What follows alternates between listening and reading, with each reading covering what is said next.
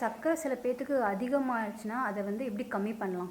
அது சர்க்கரை நேரடியாக நம்ம உடம்புல உற்பத்தி ஆகிறதில்லை. நம்ம சாப்பிட்ற ஆகாரங்கள் இருக்குல்ல, நம்ம எந்த ஆகாரம் சாப்பிட்டாலும் வாயில் போடுறோம், அந்த வாய் வழியாக இரைப்பைக்கு போகுது. இரைப்பை மிக்ஸி மாதிரி கிரைண்ட் பண்ணி லிக்விட் ஃபார்மில் பண்ணிட்டுருது.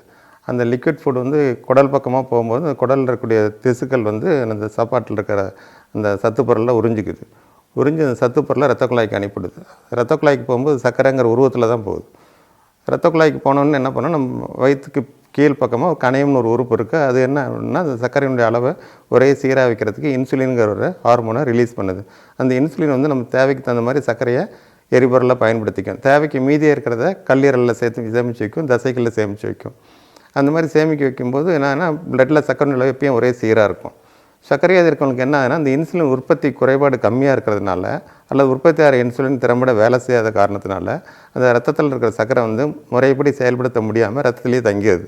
அதன் காரணமாக தான் ரத்தத்தில் சர்க்கரையோட அளவு அதிகமாகுது. இந்த அதிகமான சர்க்கரையை அப்படியே விட்டு வச்சா பிரச்சனையாக இருக்கிறதுக்காக நம்ம பாடியில் கிட்னிங்கிற உறுப்பு இருக்குது, கணையம்னு ஒரு உறுப்பு, இது சிறுநீரகம்னு ஒரு உறுப்பு. அந்த சிறுநீரகம் என்ன பண்ணால் ரத்தத்தில் இருக்கிற சர்க்கரை அளவு ஒரு குறிப்பிட்ட அளவு வரலும் கண்காணிக்கும். நார்மலாக நம்ம 120 இருக்கணும்னு சொன்னோம், 140 வரலும் அது 140 இருக்கணும்னு சொன்னோம். சாப்பிட்டதுக்கப்புறம் ஒரு 40 பாயிண்ட் எக்ஸ்ட்ரா ஒரு 180 வரலும் அதை அப்சர்வ் பண்ணணும். 180க்கு மேலே போச்சுன்னா பிளட்டில் சர்க்கரைன்ற அளவு உடம்புல இருக்க தண்ணியில் கரைச்சி யூரின் மூலமாக வெளியே அனுப்பும் அந்த சர்க்கரை. அதனால் நீரிழிவு நோயின்னு சொல்கிறோம்.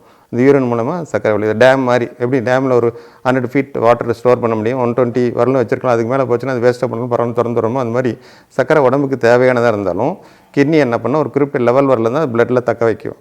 அதுக்கு மேலே போகும்போது எக்ஸ்ட்ரா இருக்கிற குளுக்கோஸ் பாடியில் இருக்க வாட்டரில் மிக்ஸ் பண்ணி யூரின் மூலமாக வெளியே அனுப்புது.